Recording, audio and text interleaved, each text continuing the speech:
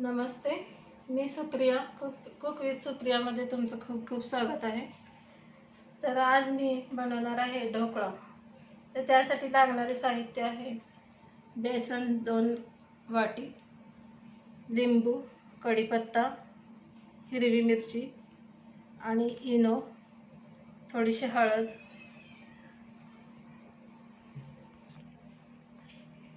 आता आपल्याला बेसन हे आधी एका भांड्यात घालून घ्यायचं।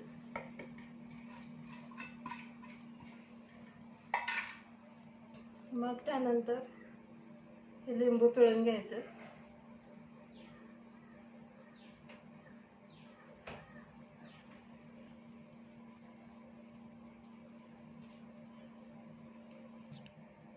आता थोडीशी साखर टाकायचं।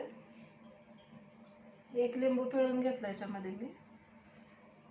मग त्यानंतर आता इनो टाकायचं आपल्याला। पिठामध्ये इनो टाकण्याच्या आधी मी हे पाणी ठेवलंय, त्याच्यामध्ये ही जाळी टाकलेली आहे।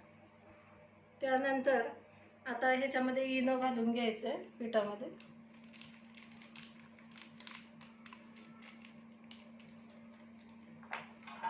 आणि या पिठाला आपल्याला कालून घ्यायचं चांगलं।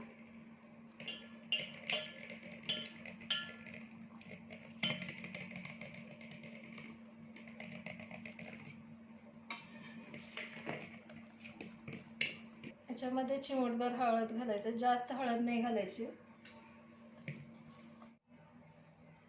आता याच्यामध्ये आपल्याला मीठ टाकायचं आणि त्याला अजून चांगलं असं फेटून घ्यायचं।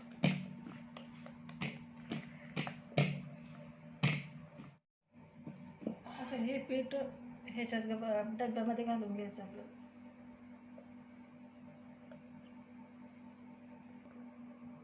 आता या डब्याला थोडंसं फ्राय करून घ्यायचं। आता हा डब्बा या कुकरमध्ये ठेवून घ्यायचा आपल्याला आणि शिट्टी काढून कुकरचं टोपण लावून टाकायचं। एक 10 ते 15 मिनिटाला आपल्याला शिजवून घ्यायचं। आता आपल्याला फोडणी तयार करायची। त्यासाठी कढईमध्ये आधी तेल टाकून घ्या। 1 ते 1.5 चमचा तेल टाकायचं।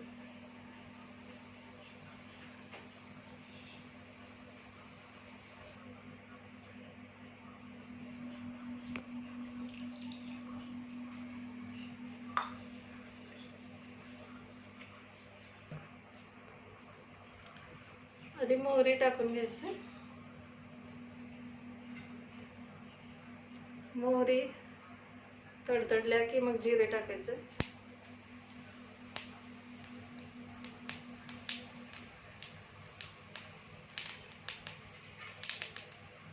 आता हे उडतंय बघ, चांगलं हम झूम करो। 1 2 आता यामध्ये हिरवी मिरची टाकायची।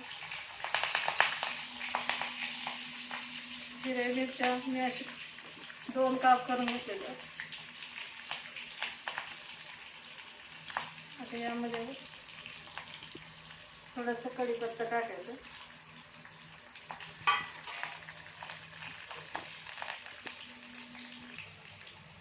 आता ह्याला हलवून घ्यायचं फोडणीला चांगलं।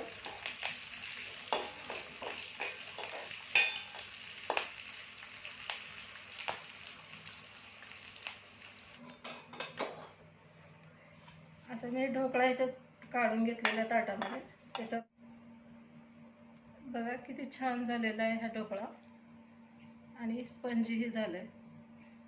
त्यामुळे तुम्हीही ट्राय करून बघा घरी।